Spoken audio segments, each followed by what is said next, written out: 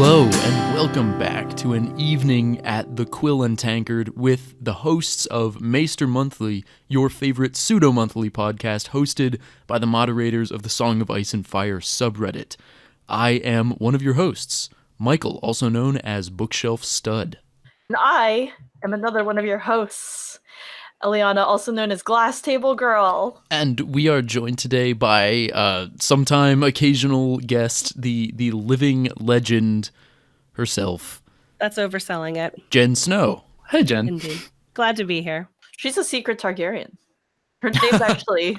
my name is actually Aegon Targaryen. Yeah. Not Visenya or Rhaenys or anything like that. No. It's a Jen Targaryen. Oh. Jen. Well, as always, on these Quill and Tankards, we're going to go through and highlight some posts and comments and things from the subreddit, Song of Ice and Fire subreddit, discussing the latest episode of Game of Thrones. I said last week's episode was divisive. This episode was also quite divisive, if not maybe more so. There's been a lot of reactions on the subreddit this week as people come to terms maybe with this getting towards the end of the story. As part of us getting into the end of the story, of course, big plot points are finally coming into the fore, including Jon being a Targaryen. He, faced with Ned's choice, makes the choice to tell people. One user, rproctor721, in the post-episode reactions thread, summed this up pretty well by saying, "See, that's why Ned didn't say shit." So I'm curious, what do you guys think about Jon's choice, Sophie's choice in this episode to spill the beans? I just want to say I like the Chris Watches GOT version where Bran, rather than talking about Jon's parentage, teaches everyone what cunnilingus is. That's it. that's the take. But yeah, I mean, that's why Ned didn't teach his children about oral. The Lord's kiss. Yeah. Yeah, the Lord's kiss. Yeah, it's been a while since I've been here, guys, and I know that it's we're allowed to swear now, but that's right. Yeah, we swear now. It's a hell of a jump since I've been here last. That's pretty blue. You swear and swear. I mean, our Proctor 721 has an excellent point. I mean, I don't have anything of value to add to what he said. The situation was different with Ned because Robert was actively going to kill any other Targaryens, and we don't exactly have that situation right now with Dany and Cersei. A lot of unintended consequences here, Jon. Yeah. And Dany did warn him straight up to, in this episode. She was like, "Hey, don't tell anyone. Yeah. That's a great way to avoid problems." And he's like, "Yeah, I think I'm gonna tell some people." It was fairly avoidable, and obviously, I mean, he did just tell his siblings and thought that would be a secret, but Sansa does end up passing it on via game of telephone. Yeah, her decision to pass this on to Tyrion. What did you guys make of that? There was a really great comment. The user said that, Sansa not responding to Tyrion when he said "my lady," and she should have said, "my lord" back. They were commenting on how shaken Sansa was by the news. And I thought it was a really good observation about how Sansa was reacting. And I don't know that necessarily it was as calculated as maybe people are thinking. Yeah, I know that a lot of people have come to it in several different takes. Yeah. I do like that we're going to discuss this take a little later on, and maybe let's just bring it up. Let's just bring it up now, since, it is within this context by user. I also just really want to say this username. It's very exciting to me. Can I have this honor? Oh my gosh, of course. Okay, so user Floppy Rock. Does anyone else want to also say it? It's such a great phrase. Floppy Rock. Floppy Rock. It's good, right? Absolutely. Anyway. User Floppy Rock talks about how Sansa is very much a controversial character, and that, as you were saying, Sansa's doing this not necessarily to undermine Dany out of jealousy or for her own desire for power, but the possibility that she is thinking of all the different possible outcomes, and essentially in telling Jon's parentage, she's doing it out of a desire to protect the North and to protect Jon. Their TLDR, Sansa told Tyrion about Jon's identity because she knows that he will need support and protection if/when Dany turns on him. She also realizes that Jon on the Iron Throne is the best outcome for the Starks and for the North. This is a great post. What a great take on why Sansa, what her motivations would be for telling Tyrion beyond just Littlefinger-esque scheming, that this is essentially just trying to save Jon's life because he's too naive to realize that eventually either Dany or somebody else is going to use his claim to the throne against him. Yeah, it's interesting how it does seem kind of calculated from Sansa here, that like, she's doing some three-dimensional chess, but it's not three-dimensional chess to like cause chaos, and chaos is a lot. It's three-dimensional chess to like try and protect Jon. I hadn't thought of it that way until I saw this post, I think. Same. It is true also that in this episode, and I think in some previous episodes, Sansa points out that the men in her family have not fared well when they go south. That it's like it's a recurring problem that the powerful male Starks go to King's Landing and then get destroyed by some sort of weird incest person, one way or another. Yeah. But be it Joffrey or the Mad King. She's got plenty of reasons to be worried, especially given how fragile things are right now. Yeah, I think again, like, it's a different political environment, and therefore needs different political moves in terms of keeping or not keeping the secret compared to when Ned was keeping it. So Sansa's making a different play because it is a different regime. And something that bothers me is that in the boat scene where Tyrion and Varys are, I guess, on the boat discussing leadership, etc., and Jon's parentage, Tyrion frames Robert's Rebellion once more as the same way that Bran did, in terms of like, Robert's Rebellion was built on a lie. Robert's Rebellion is not built on a lie. And it seems like Sansa's the only person in the whole show who remembers this, and I wish that Tyrion would reinforce this idea, because otherwise it just undercuts all the reasons why Sansa is concerned in wanting northern autonomy, because the concern is not that the war began because Robert loved some woman who wouldn't love him back. The concern is, as you said, like, the Starks go down there and then some strange incesty person decides, oh, but what if we just killed them?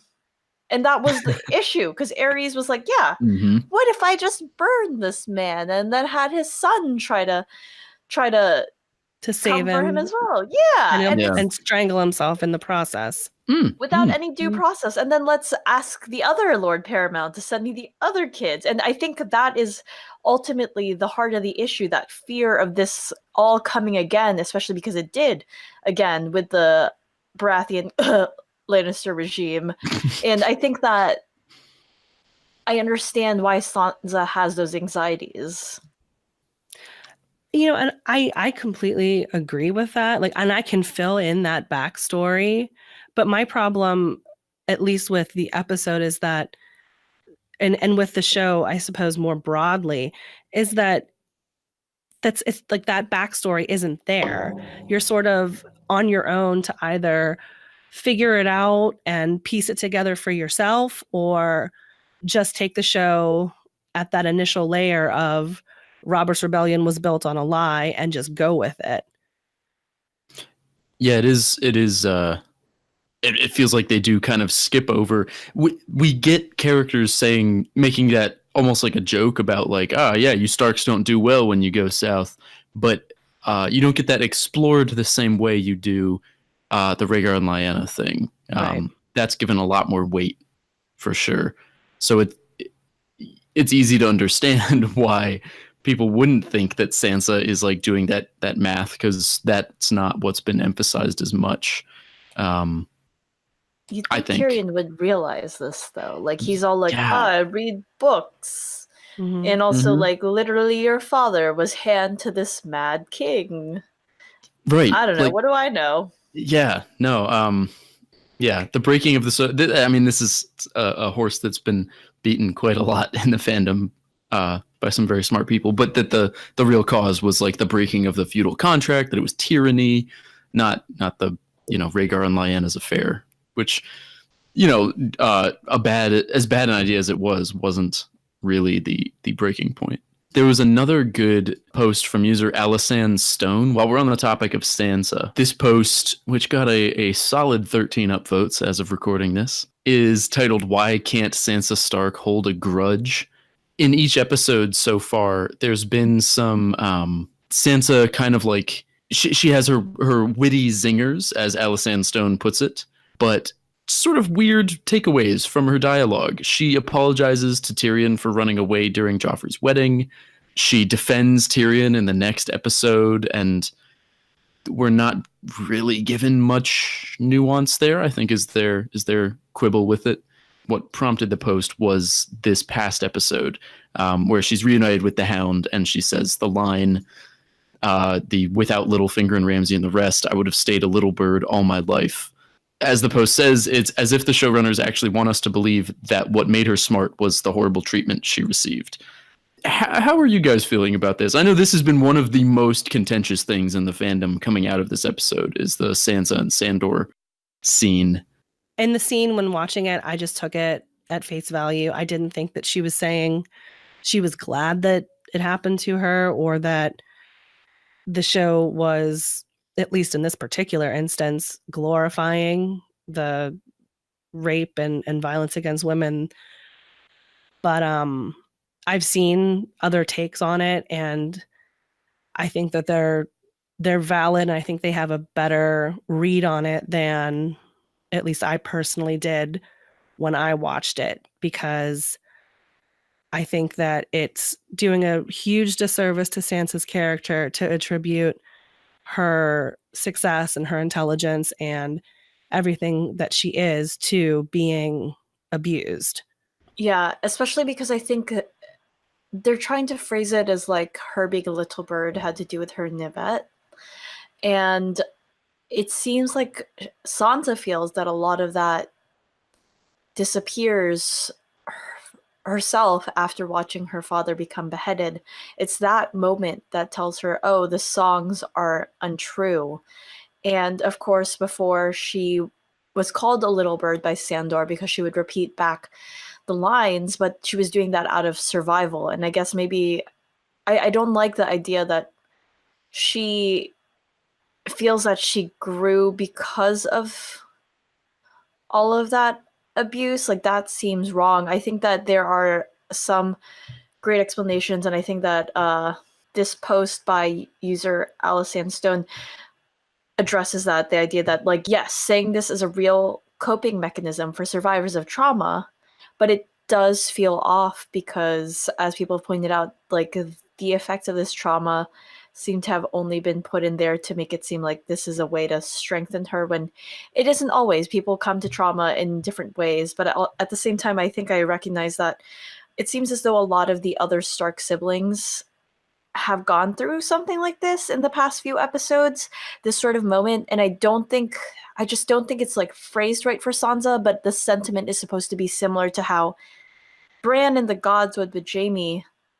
He tells Jaime, like, if you hadn't pushed me out the window, I would not be like the three-eyed raven, and you wouldn't be who you are now, the people that we, I guess, need for whatever this fight is. And I think it's supposed to be like, I don't know, and Arya also has gone through all these things, like she's saying that that's not me when she talks to Gendry later, and I think it's more of this idea that I don't think that the writers phrased it the best way or right, but maybe it's just like, yeah, that coping mechanism of like, if you dwell too much on it, like, if she dwells too much on it, like, she won't be able to move past it, and she just has to accept it. Same as Bran and Arya have had to accept what has happened to them and grow from it, for better or for worse. That's an interesting way to frame it. Yeah, I hadn't thought about it with regards to Bran and Arya, to her siblings as characters who have also kind of had to process things like that. And I guess with regards to Jon, in the sense that he was killed, I don't think it's weight.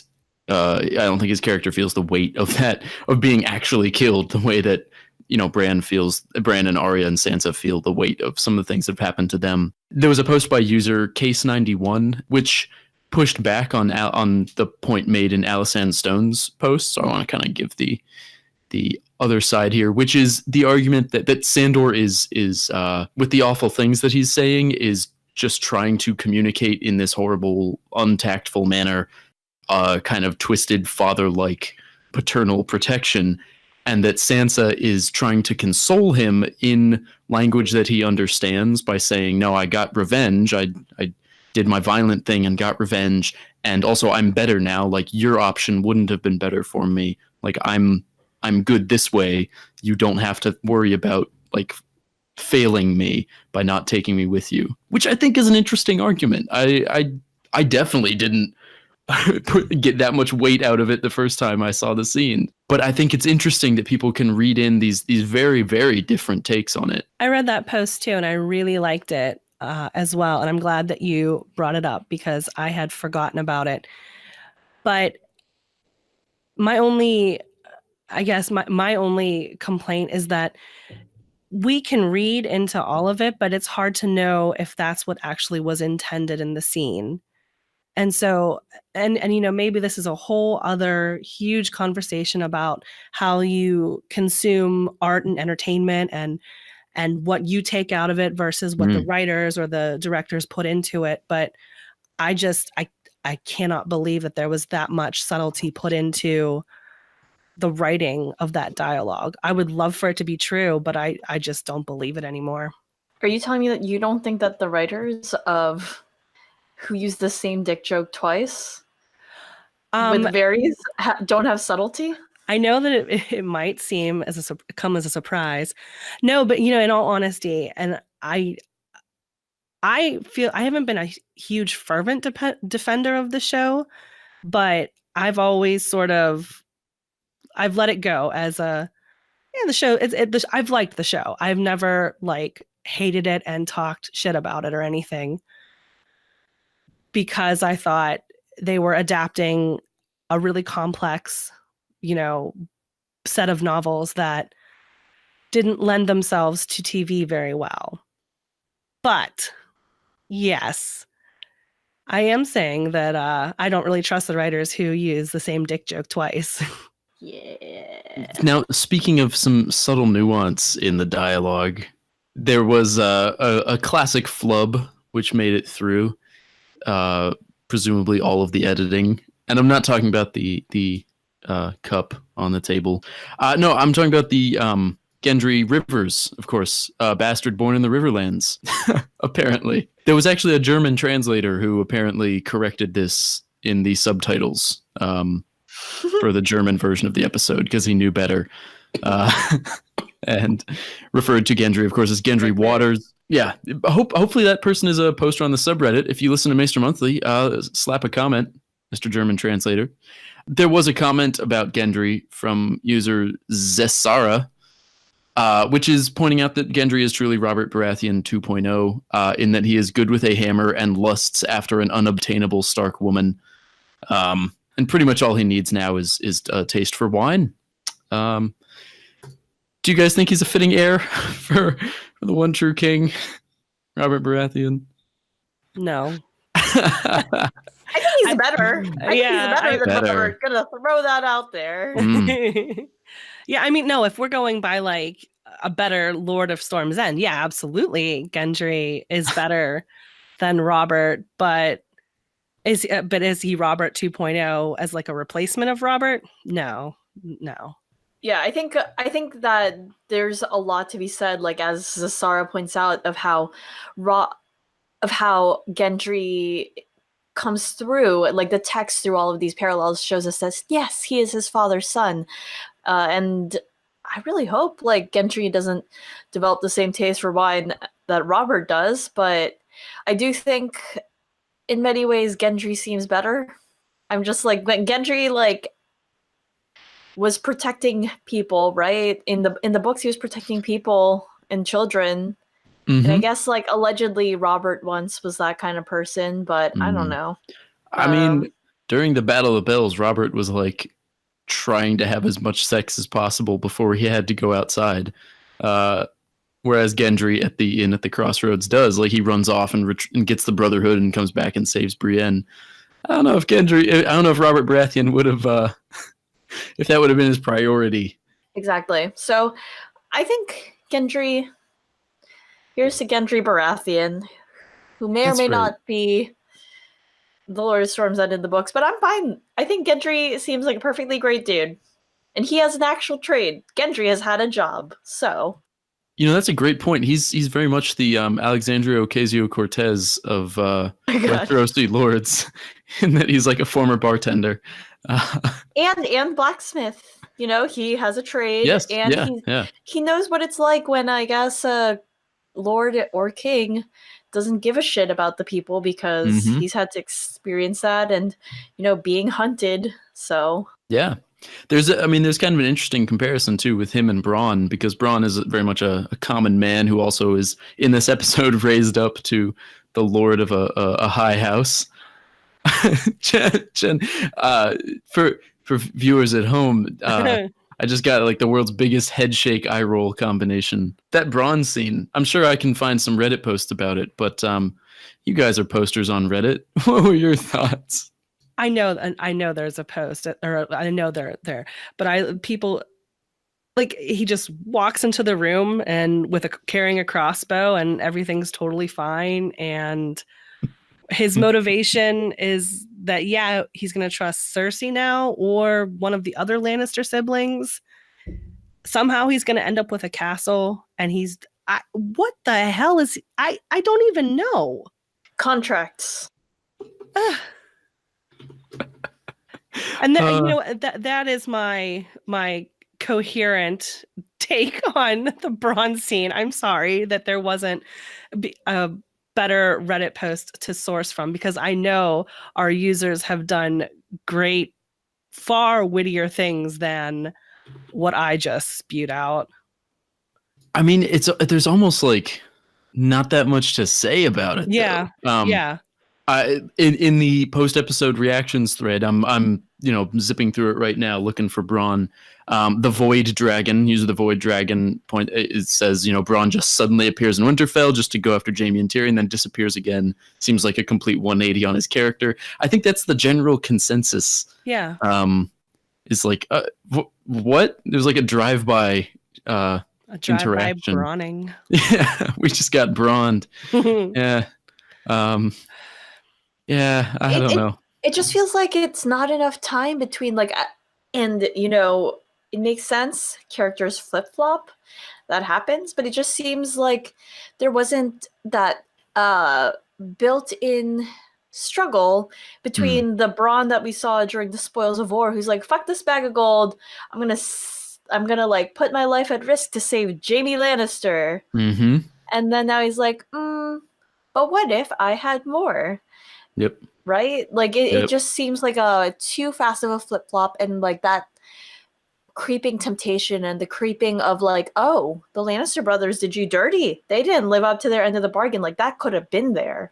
Right. But it just seems like it wasn't built in. Like, I could believe it if it had more of that setup, which I think is the way that a lot of viewers are feeling about things that are happening this episode. A lot of it would work if there were just like more time and space built into it. And I think a lot of shows suffer, not just Game of Thrones, a lot of shows suffer from not always having that same space to build things in when it comes to like the last season, or I don't know, any other season, but often the last season.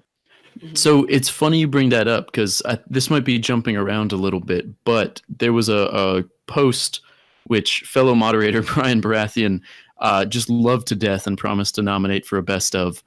So we're contractually obligated to talk about it.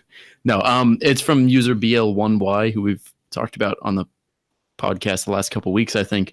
The post was titled "How Surprise Does and Doesn't Work at a Technical Level." And BL1Y, who apparently has a graduate degree in fiction writing, so that's fun, wrote this very in-depth post on what makes good and bad writing when it comes to surprise and startling the reader or the viewer. in this case. I really recommend you read it. It's a very clearly written post. But the TLDR is surprise works when something unexpected comes out of somewhere, not when it comes out of nowhere. Now, I disagreed with some of the stuff in this post. I thought, for example, they use Arya as an example of a bad surprise, her killing the Night King, whereas I think actually in the episode it worked pretty well, but maybe not in the story as a whole. But I think that's a quibble over whether or not it works for someone. The point is consistent that people feel like the show is just pulling stuff out of thin air and throwing it at you. At least that seems to be the consensus in the comments. Like I mentioned, Brian Baratheon is staunchly top comment in this thread. I'm going to be real. I felt that happening in a couple of the previous seasons too, and I think that you could feel like that they were setting things up, and then they would just cut out things in the middle and jump directly to like the end. But I know that's not a popular opinion, and I will give that. I think that there are things that make sense in the episode. There's just not enough lead in or built in. Like there are a lot of things in terms of some of the character development that make sense to me, and we'll get to that. They just haven't built it in yet, and that's why people feel it's off. Yeah. One of the examples BL1Y gives in the post of a good surprise, or what they call poly-cause an effect, is Ned's execution, because there's a lot of factors at work. Ned has openly denied Joffrey's the heir, so there's cause to execute him. Cersei and Sansa pled for mercy, so that's cause for him to survive. Joffrey doesn't like being bossed around by his mom, so that's cause to execute him. There's plausible reasons for both things to happen, and so there's genuine tension in that scene because you could see either thing coming true. I think one thing the writers have tended to do is they're not like confident enough in their surprises. Like with killing Littlefinger in season 7, they really didn't want to telegraph that ahead of time, so they just avoided setting it up, or showing us that they set it up, and we just have to assume that it all happened off screen so as to preserve the surprise. And I think that's something they tend to do and have continued to do into this season. Yeah, I agree. And on the one hand, you can understand that they're trying to make good TV and event TV, and I get that. But so much of the story is now happening off screen at this point, and you have to do the writing work in your head to fill it in, you know? Yeah, I mean, I think there's a reason that we've been seeing a lot more like fan fiction type posts trying to get posted on our subreddit.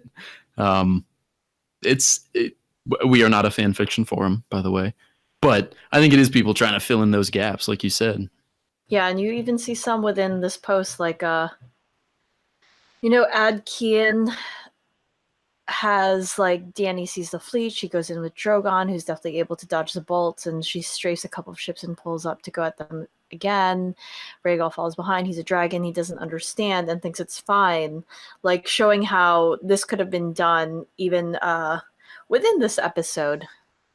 Like, different ideas of how things could work. But I think, yeah, they are leaving it very much to the users to fill in the blanks, and not in like the same way as like, oh, we believe that we believe that the viewers are smart, and I do respect them for thinking that, but it just feels empty. I rewatched the last 2 episodes of season 7 prior to episode 1 of season 8, and like I had filled in the backstory of the Littlefinger thing myself because I was very much in the give the benefit of the doubt mindset. And I was thinking that Sansa and Arya were like double crossing Littlefinger, trying to make him think that he was successful in sowing discord, but in reality, they were working together for his demise. But rewatching that, it's definitely, that's not what's happening. And it makes me wonder how much credit I've given when it was really just me filling in the story to make it more cohesive for myself, you know? There's a reason we keep coming back to Winterfell season 7 because I think that's probably like the most egregious thing on the show. But yeah, there's lots of that. Expecting the viewers to kind of do a little bit of legwork to get from point A to point B. Not in the sense of, oh, you guys are smart, you'll figure it out, but in the sense of, we don't have to connect these points. We can give you 2 disconnected data points and you can draw the correlation between them yourself. Yeah, and I will say, like, I don't think I minded the Euron's fleet thing as much as other people did, because for me, it reminded me of in the Dance of the Dragons when Aegon II ambushes Rhaenyra. But it's less subtle, right? Because it is a fleet as opposed to Aegon coming to where Rhaenyra knew it was her base and felt it was safe when she got into her throne room, and then it turns out, oh, everyone actually betrayed you. But so it is different, but I think for that reason it felt less clunky to me than to others, because I was like, oh yes, I recognize this feeling of coming home and being like, oh fuck, sucks. See, I'm with you on that. When I was watching the episode, it didn't strike me as odd that they were ambushed by the Iron Fleet. I was totally fine with it. It didn't seem crazy until after the episode where I don't know which one's which, but one of them specifically says, either Benioff or Weiss says, that the reason that the ambush happened is because Dany forgot about the Iron Fleet, which is clearly not true and just ridiculous. And so now that scene is ruined because of the reasoning behind it that the writers and the showrunners were putting into why it's successful. Right. Yeah. Yeah. God, I mean, the inside of the episodes have always been dumb and bad, I think. But especially so, it feels like especially so this season. I don't know. Maybe that's just a case of presentism, but like, good Lord. Right? I was so willing to, you're so willing to kind of give the benefit of the doubt, I think. Yeah. We love this. We love the show. We love the material. Exactly. Why are you doing this to us? Yeah. And once you've heard it, or heard them say something like that, it's hard to get it out of your head. Yeah. Like, it's hard to read it without that. In the same way that like George R. R. Martin saying something dumb about the books is then hard to get out of your head. The one I always come back to is when he said something about how like for a lighthearted example, like how Dark Star was written specifically to capture that same like Oberyn Martell, Theon Sandor bad boy thing. Yeah. And like, I wouldn't give 2 shits about Dark Star, honestly. If I just read the books and didn't know that about George R. R. Martin, I would have been like, oh, okay, look, a character. Yeah. But because he said that, now every time I reread it, and I reread Feast every day. But no, it's a every good time. Lord's book. Yes, exactly. Yeah, I at least read the Broken Man speech. As well you should. As I should. But no, you look at Darkstar and you're like, oh, George, come on. And it takes you out just knowing this thing. Yeah, just knowing that that's what he tried to do. And you're like, but they're not the same. And part of you wonders, like, was he trying to recapture that same thing with Dario and I don't know, making like Dario like Oberyn or Drogo or whatever. Like, I mean, George loves his very martial, problematic men. His big dick bad boys. Yeah, he really does though. But like, no, for real. Is the dick game even that good? Questions I have. Wow. But wow. I don't know. We don't know. We'll have to ask George. George hasn't given me this textual evidence. Someone, if you are out there at a convention, please ask George when it comes to Dark Star. Be like, is the dick game that good? Is he Dick Star? Ah. Yeah. I hate All right. that. You're welcome. I really You're hate welcome. And now that's what I'm going to read every time I see the Yeah, word Dark Star. You're Like gonna be that, like, oh, fuck, Dick Star. this cannot be undone. So also thank you, Eliana. You're Mm. welcome, everyone. I did this for all of you, and maybe this is, I don't know. Never mind. I lost it. Ask Waffles, if you have fan art of Dick Star, please send it to maestermonthly@gmail.com. Don't post it on our subreddit. I was whatever just you gonna do. say, we don't allow that, Michael. We can't have that on our subreddit. But if it's just emailing us to, the personal Maester Monthly account, then yeah, totally, right. whatever. Wow, Yeah. Michael's inviting everyone to to slide into his DMs. That's right. That's right, because I have never checked that email address, and I never will. So we were just talking about Danny a moment or two ago, and I wonder if this isn't a good chance to maybe transition into talking about what the show is doing with Danny, and how we're getting some of this kind of Mad Queen, heavy air quotes around that, discourse, both in the show and now in the fandom too. There's a couple posts about this on the subreddit. One, which I think is a good place to start the discussion, is user Slow Moon with a post that got gilded twice, and like almost 3,000 upvotes. There's nothing mad about it. Nothing Daenerys has done or wants to do is all that crazy. Her father was legitimately, they point out, like legitimately probably had mental health problems. Whereas Danny is a sane person who wants to conquer. That executing the Tarleys isn't a sign of madness or anything. She's suspicious of Sansa, but Sansa is actually doing some scheming. Varys and Tyrion actually have divided allegiances. Like, she's right to be a little paranoid about them. That if we're supposed to read her as mad, that's not what has been depicted. Granted, I don't know that, like, the show... well, it's an open question, I guess, but... yeah, Mad Queen. How are you guys feeling about that? She mad, but she not mad, Yes, she angry. Like, you mad, bro. But like, yeah. I mean, that's what I read in, and I think she's justified in being mad. But I don't think she's mad. Yeah.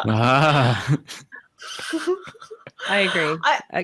Sorry, Aliana. I didn't mean to interrupt you. No, go ahead. I will push back on the idea, though, that like Slow Moon says, was executing the slavers back in Essos supposed to be a tragedy. She made slaving a capital offense. Slavers wanted to keep slaving.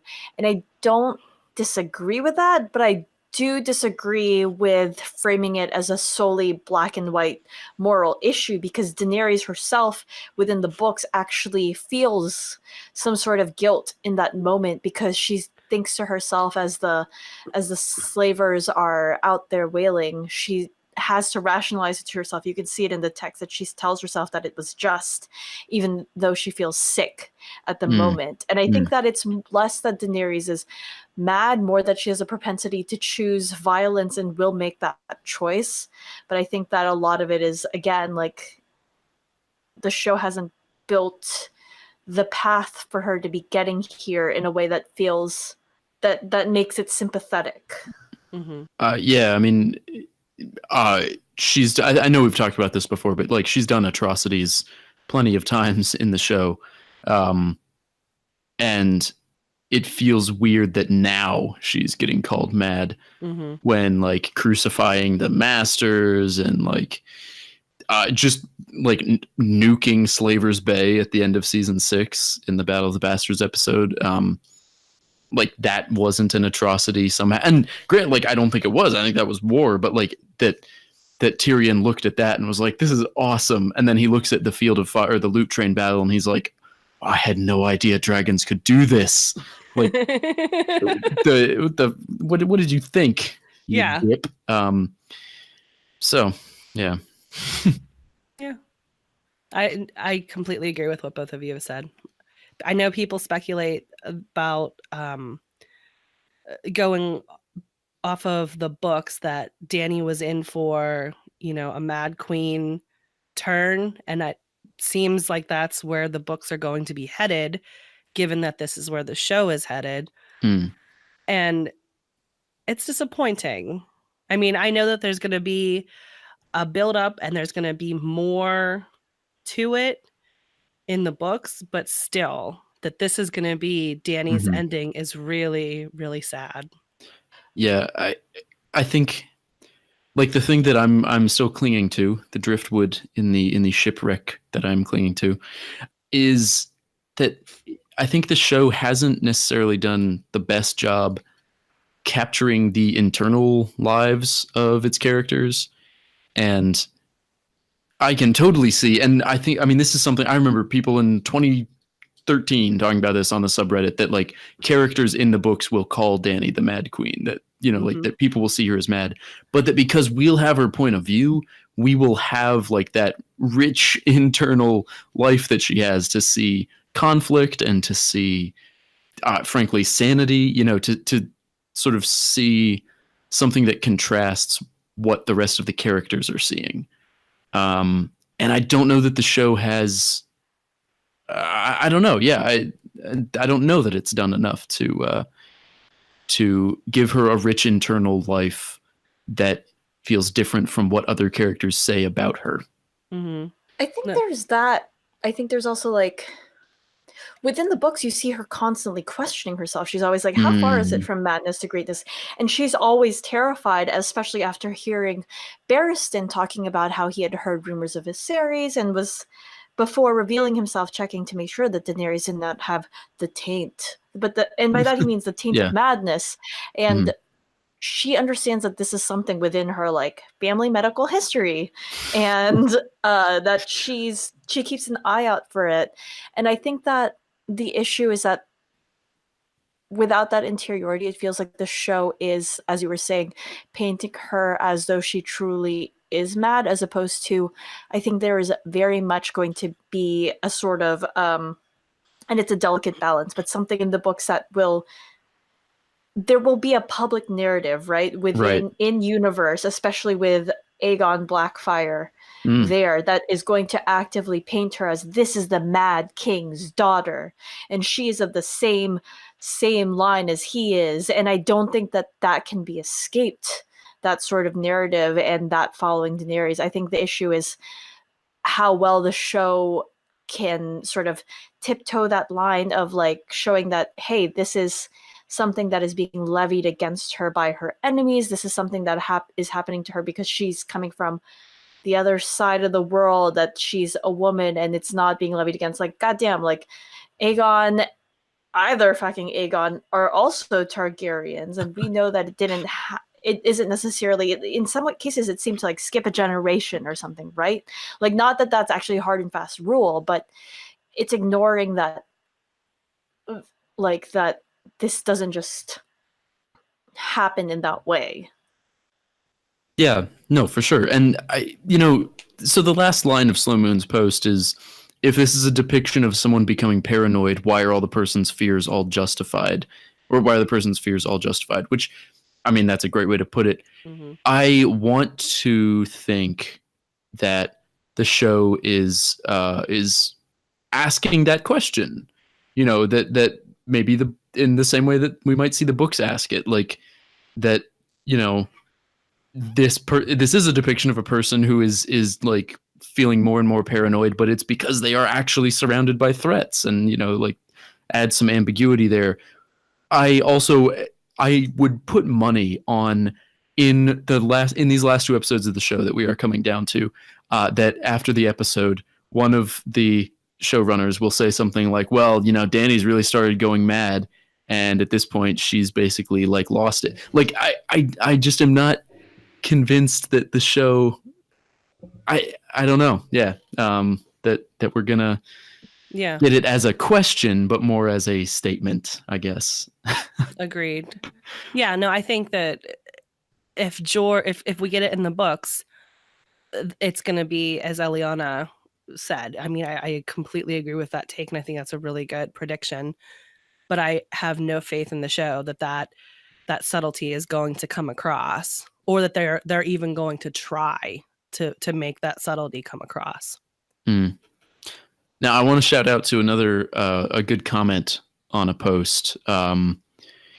This is a comment from user Ruskix. That's Ruskix with 2 eyes, who points out that all of the Lords of Westeros have just been doing awful, horrible things up until this point. And it's not really clear why Dany is any crazier than anyone else. The Boltons flay people. The Lannisters, as this user writes, have a theme song about a guy bragging that he was richer than them, so they drowned his family. Cersei blew up the Vatican. The Baratheons murdered infants, and Stannis used a shadow baby to nuke his brother. The Freys, obviously, they had something. I don't know what they did. It was a very small, subtle thing. Sansa fed her husband to his dogs. The Tyrells assassinated a king. Tyrion murdered his father on the shitter. That all of these people have done really terrible things, and that it's strange that our characters seem to be more worried about Dany than about the other ones. Like, as if the other ones are taken for granted. Like, they're just gonna do that kind of stuff. We can't stop it. But when Dany does it, it's like, how could she? This is high treason. I love that same comment that this user says that even the fire thing, that's her family's traditional weapon. At worst, this means she's in the Bolton territory as far as being fixated on a weapon. I thought that was great. Mm-hmm. Well, yeah, and I don't know, Robb Stark has his direwolf bite off the Great John's fingers. Yeah. At a board meeting, basically. Yeah. And the Great John is just like, yeah, I see your point. I see your point. Tough. Yeah. Mm-hmm. Yeah. Ruskix is saying that it's a self-fulfilling prophecy about the Targaryens. I'm just quoting them because it's just great.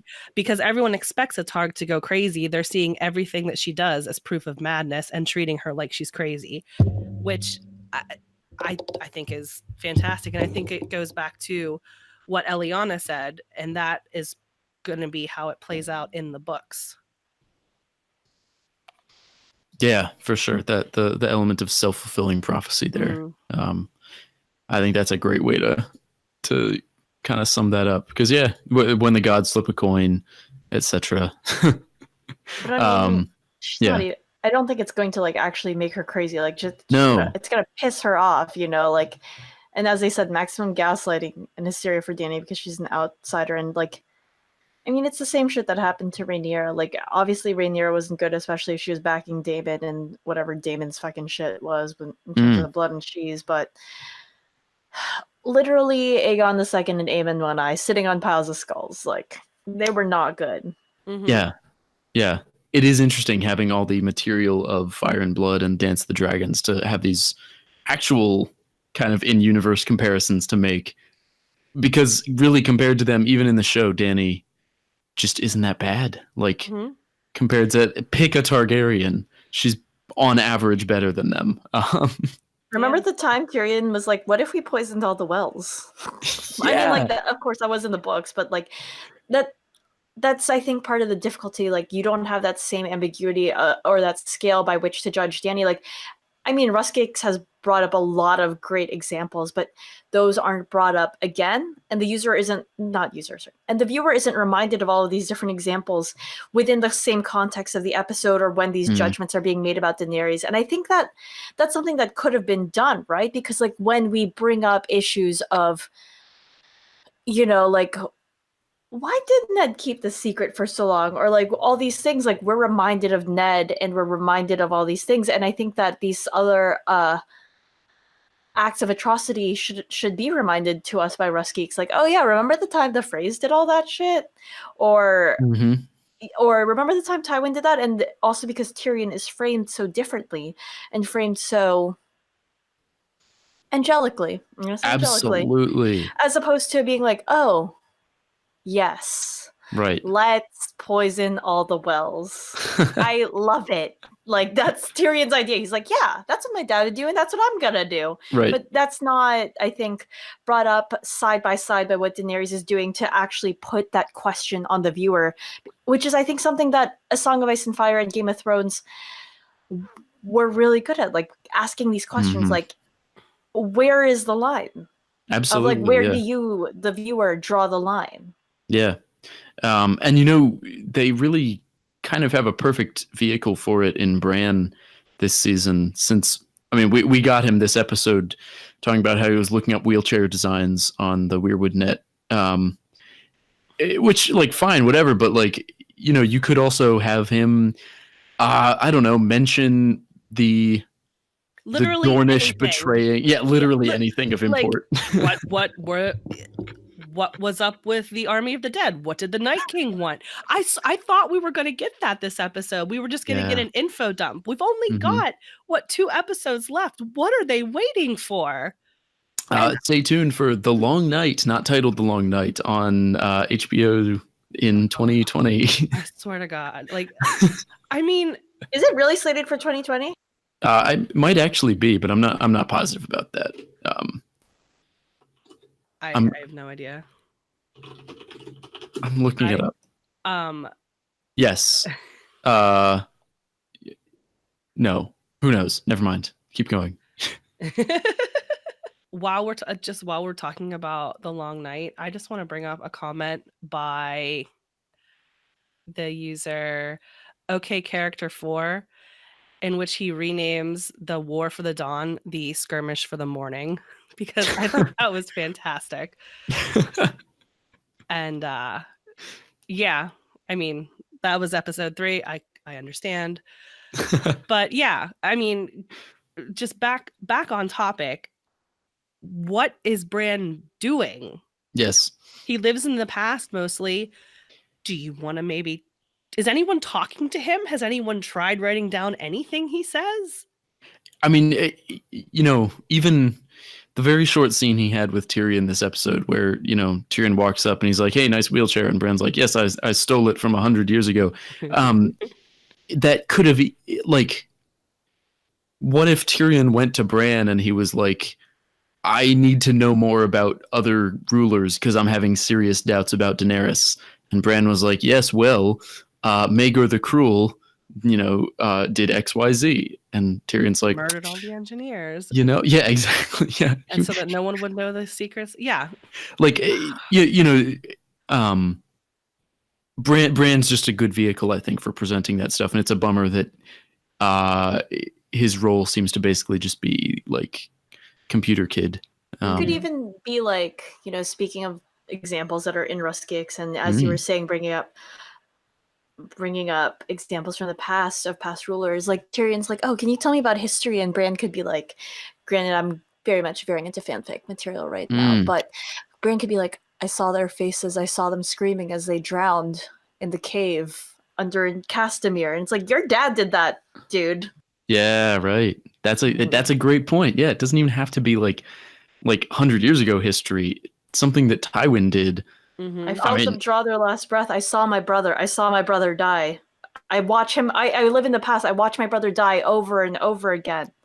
There we go. Yeah, bring some. I mean, this would be the perfect place. I'm getting all riled up. This would be the perfect place to get Catelyn Stark back in the story, because the Stark kids have reminisced about Ned so much, and they never fucking mention their mother, and it just bothers me because she was such an important part of the story. And I don't know, it's just a bummer that like Rob and Catelyn pretty much don't get talked about at all. Yeah, no, well, totally. They're not bringing her up because, again, like as Bitly, or I'm sorry, I'm really fucking up that username, pointed out, they're removing the cause and the effect, and this means that Lady Stoneheart is going to just suddenly appear in the last 2 episodes. That's what it means. Of course. Well, okay, and you guys know that Mother's Day is Sunday, right? Oh, so and they've never faked me out like this ever before. No, this has never happened to me. The long con. Oh my god! We sound like we really hate this episode. There are things that we liked. My write-up review of it was very positive. I genuinely had a great time watching the episode. There's stuff I'm disappointed in because I feel like Game of Thrones could be so much better than it is, but personally, I'm not dumping on it too much. With that being said, let's read some posts dumping on it. there are some people who have suggested some frameworks for maybe improving the way we watch the show. One of them by user Intriguing Knight, with a maybe controversial title, which is "This is the true ending, the true book ending." Martin wrote ... kind of. Let me explain in parentheses. And basically their argument is that just switch the first 3 and last 3 episodes of this season, such that the battle with Cersei and Euron happens at the beginning of the end, and the battle with the Night King happens at the end of the end in the books. That seems to be the TLDR of this. Our fellow mod who could not be here tonight, Fat Walda, Dr. Frey Bolton, has the top comment, which is just, please, George. I don't know if this specifically, but I think that there are, like, it's a way of looking at what the show is doing and maybe trying to piece together which storylines are going to end up in the books and sort of how we're going to get there. Like in Intriguing Knight's post, they talk about in one of the comments they talk about it's Lord of Lazy talking about how fake Aegon's storyline. I think it's a really great way to like look and try to piece together what might happen versus what we're seeing. So, you know, we know that the army of the dead is defeated. We know that someone kills the Night King, and it's probably going to be Jon. It's probably not going to be Arya.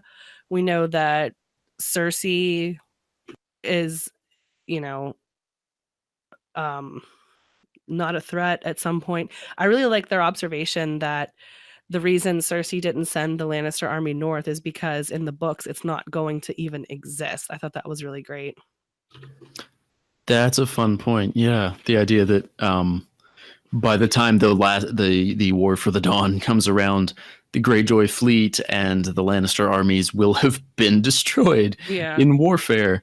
I feel like there's a chance that that's not true, but I do like this kind of I don't know, this attempt to like parse the books from what we're getting of the plot. I will say I think I disagree in some ways, like with this post. I think that there are things that are right, and also with like Lord of Lazy pointing out that Euron is different from the books. Like I don't think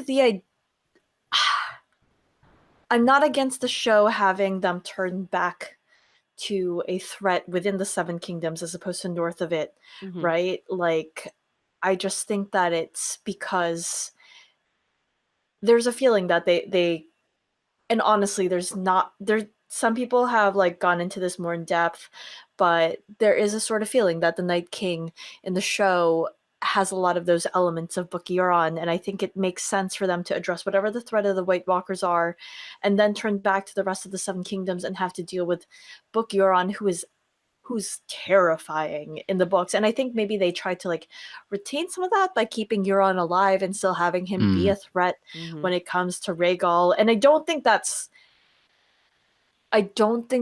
necessarily untrue. I think it's just some of the execution feels off, and therefore people feel that it's off. Right. Does that make sense? Like I think that they kept that skeleton of it. Yep. Yeah. And it's just that, like, because Euron is so different and, like, it might be on the Night King. Yeah, I think that's super astute, because I agree. I can totally see a really compelling book 9 in the trilogy where, you know... I'm sorry, did you mean book, like, 13? Yeah, that... forget how high we're rounding these days. But where, you know, they defeat the White Walkers and then to their horror discover that Euron is basically, like, creating a new equivalent of the White Walkers himself. Like he's trying to do it again. I mean, I think that'd be super interesting.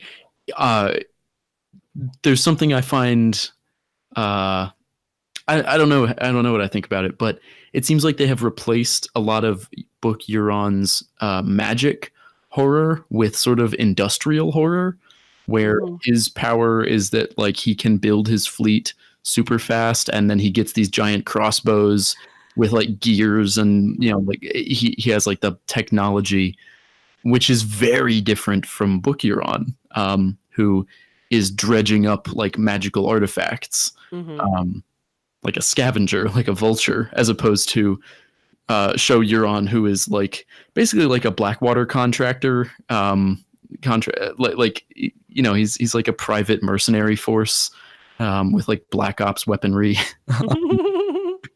He's Hydra, is what he is. He's Hydra from the Marvel Cinematic Universe. I mean, I agree. Industrialization was a mistake, but most importantly, the internet was a mistake, as evidenced by Bran. Now, there's another user who suggests a different framework that to help make sense of the show and the books. User Pun for the Ages, in a very highly acclaimed post, says that both George R. Martin's version and D&D's version actually exists in the same universe. Gurm's version is the written word as recorded by the Maesters. It is actually what happened during the story. However, D&D's story is being told by some drunk uncle at some wedding sometime in the future in Westeros. He starts out sober but continues to get more drunk as the story progresses. By the end, he slurs his words, he leaves out details, he makes drunk dick jokes, but he sloppily gets to the end of the story, leaving his audience confused and unfulfilled by his drunken conclusion. This one might be more useful than the last post. I don't know. Yeah, honestly, this is the one I thought you were going to be talking about. With no disrespect to Intriguing Night. Yes, thank you to Intriguing Night. Yeah, no, great post, and it deserves all 5,000 of the upvotes that it got. I mean, A, I think this post is canon, and B, also, does said drunk uncle at this wedding die at said wedding? What kind of wedding is this? We know how these Westerosi weddings go. These are, I think, important questions. Is that why maybe that's why he's telling the story. Maybe he's like, you know what happens at weddings, kids? And then like he goes off on the whole history of like Westeros terribly.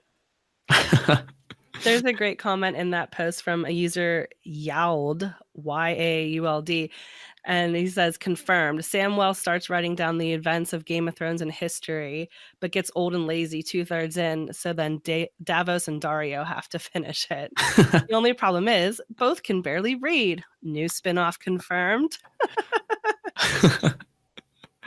Wow, Davos and Dario. That's a ship. Is it? That's a new one. That's a new one. Darvos? Darvos? Kind of sounds like Bravos. I don't know. I'm not opposed to it. I think it could be an interesting ship. I'm just throwing it out there. Throwing it out. Davarios. Yeah. Huh. Yeah, very useful. Very, very good way to process our complicated emotions on this on the show. There's another suggestion from user Durian23 on how to make sense of magic, which is that Euron Greyjoy, by flinging his older bro into the sea, they say, fulfilled a spell of a broken reality. Think about any scene where something appeared out of thin air. Look at Daenerys in the rescue mission and losing her first dragon. Where did she come from? She was clearly training battle tactics with her dragons when she flew through a rift in space and time and was suddenly in the north. And then enraged by that, the Night Dude went south to stop that teleporting madness. That basically Euron accidentally opened up a bunch of space portals. I don't know how this post was approved. It's definitely silly. I was thinking that. I was also thinking that. I was like, whomst amongst you looks at the rest of the moderator team approve this? Oh my goodness. There's a certain amount of catharsis you got to just let loose, though, in the wake of an episode. Yeah. Okay. So that's Durian's suggestion for how to handle the end of the show.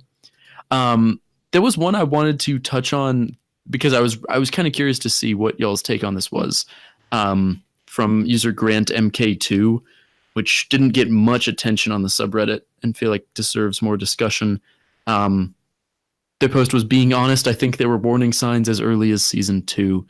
And in this, they point out that the Tywin and Arya scenes in season 2 are scenes where both of the actors are really strong and the material itself is compelling when you watch it. But then when you stop and sit back and think about it, it becomes less and less kind of plausible, and it seems written for that specific moment, not for a larger coherent story.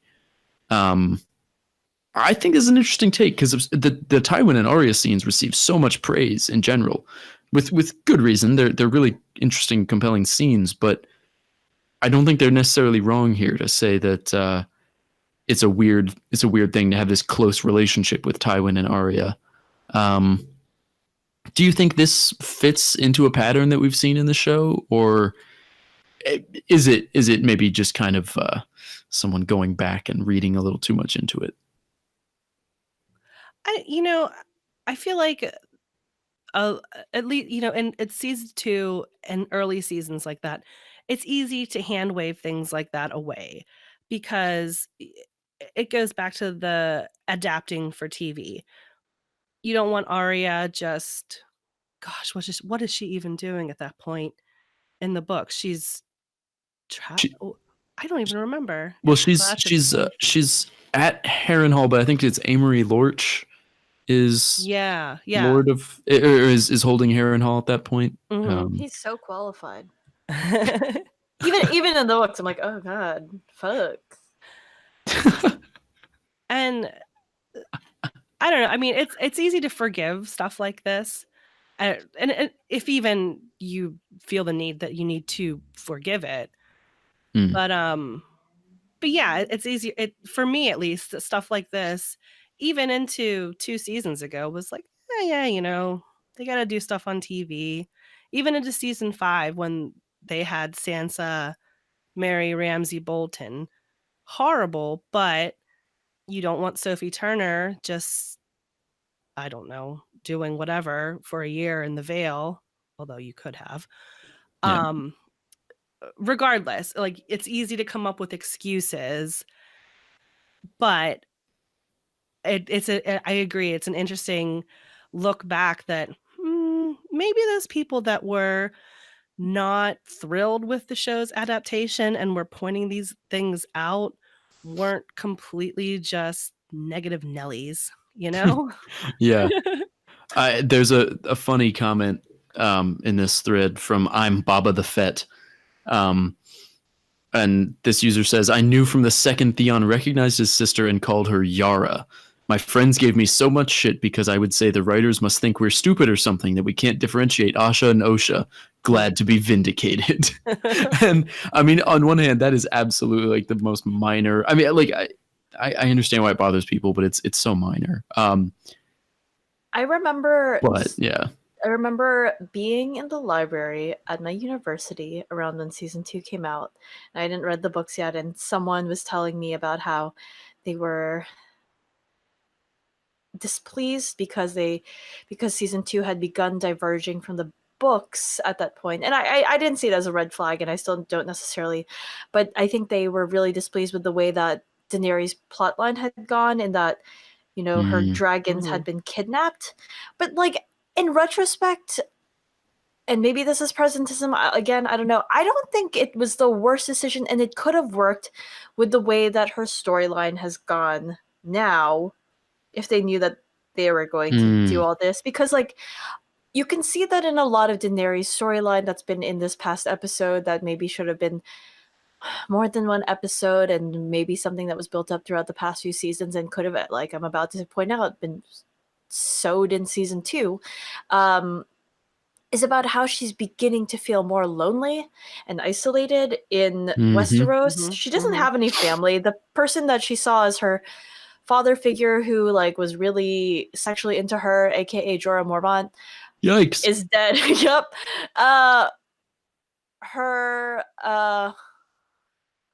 Her companion was Missandei, and now she dead. And also Rhaegal, he dead. They're changeable as the flame, But like, Rhaegal was one of her children, right? And when her dragons go missing, like, if we had stressed more in season 2, if she had, as opposed to just being mad, like, and it's fine for her to be mad, but as opposed to and by mad I mean angry, as opposed to her just being angry that like, oh, my dragons are missing.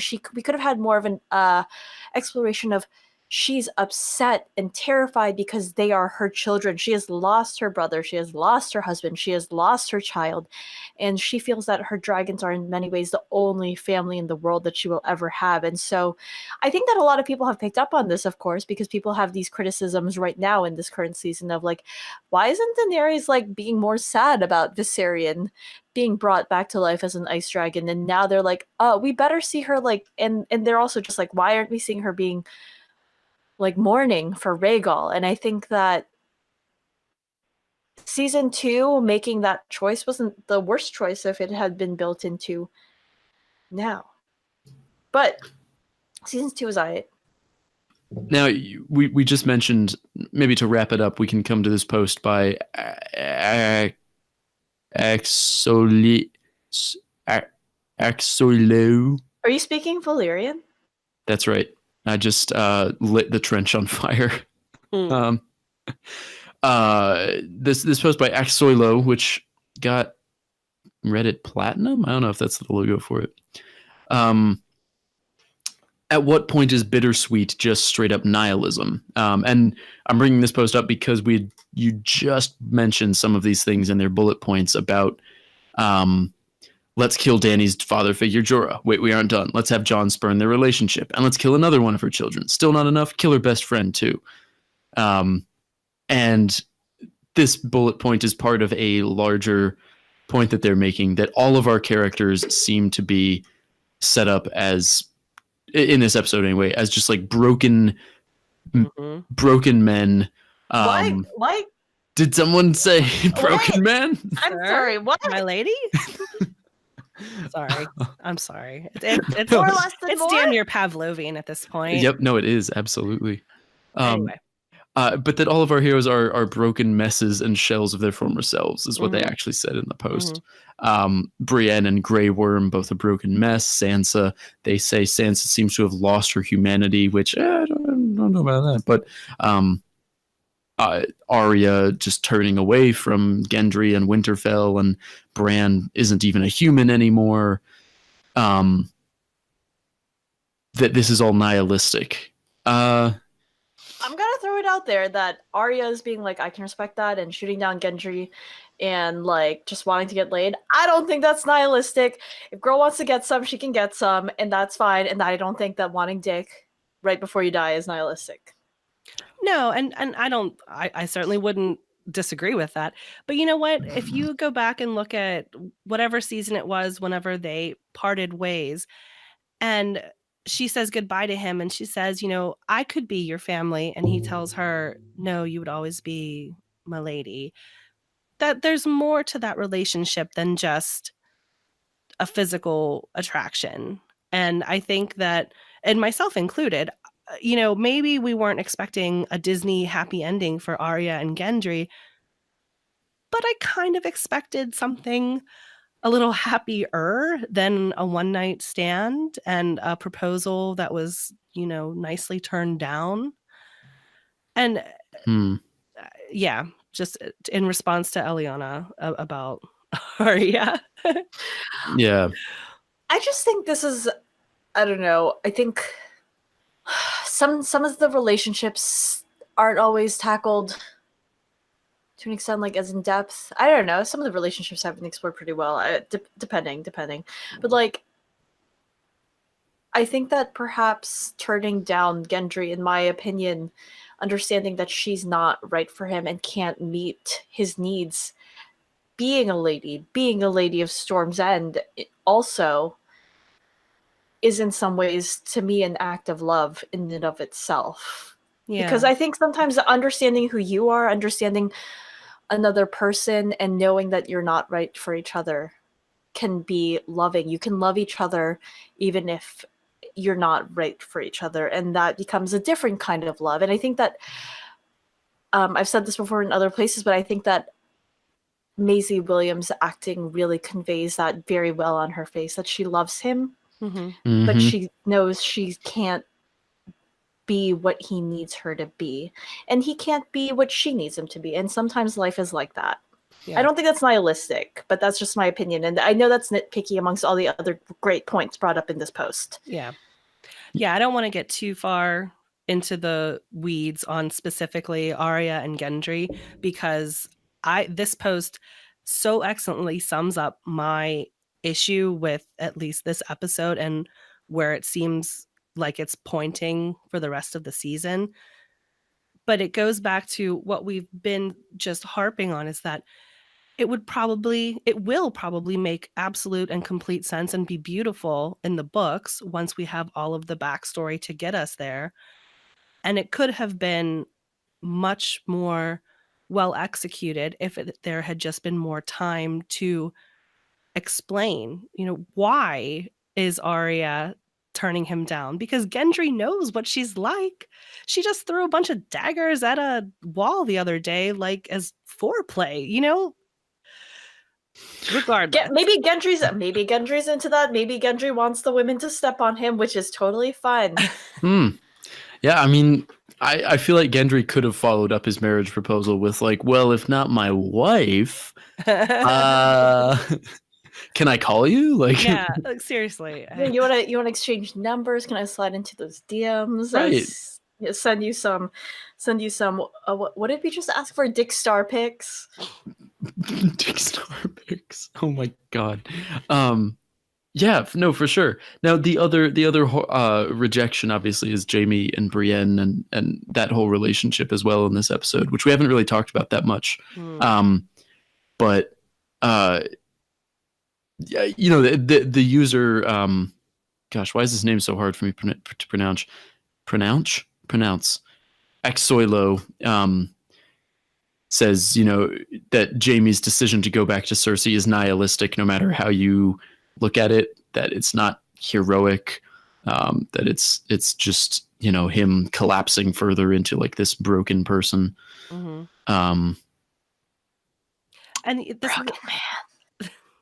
this is another example of the showrunners' comments in the behind the episode ruining things, because they specifically say Jaime goes back to Cersei because he's addicted to her. And so, and I know that Brendan Beefus, Jeff, he wrote a great post sort of explaining why there is evidence that this is probably where Jaime is going to end up in the books. And given that we're in the last 2 episodes of the show, yeah, that's probably where we're going to end up as well. But it just seems like such a throwaway of what had been a great redemption arc for Jaime. And I don't know. I maybe it's not nihilistic, but it's just, if in bullet point form especially, it's just like there is nothing bittersweet. It's all just bitter. Where is the sweetness? Is there no one that is happy in any of this? Yeah, I don't know how Jaime's gonna end. Pod had a great 3-way, so I think he's happy. That's true. Another one. Good for him.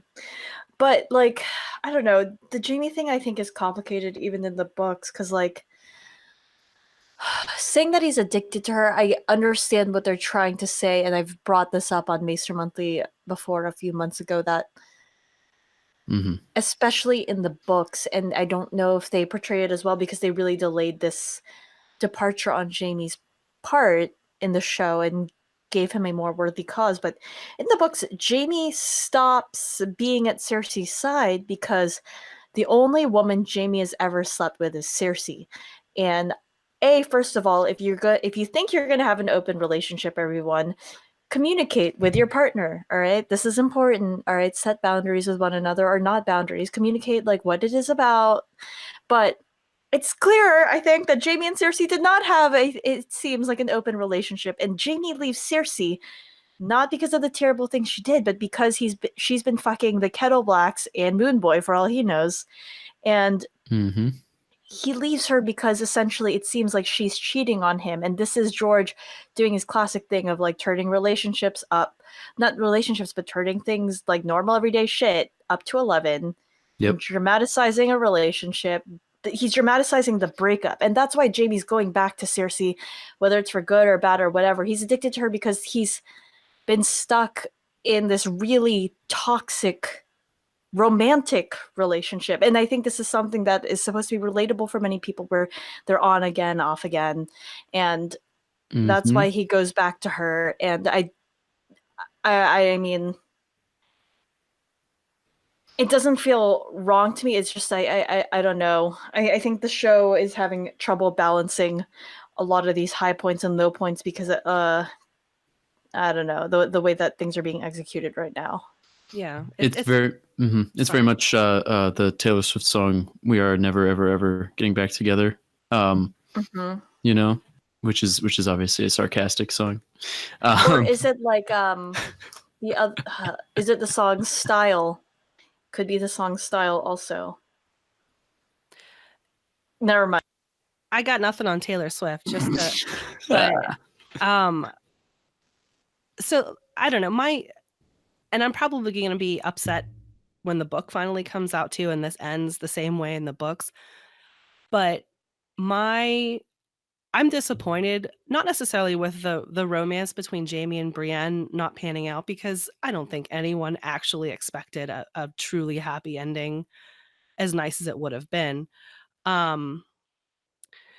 But like I was thinking back to the vision that Jaime has when he's standing vigil for, is it Joffrey? Tywin, yes, thank you.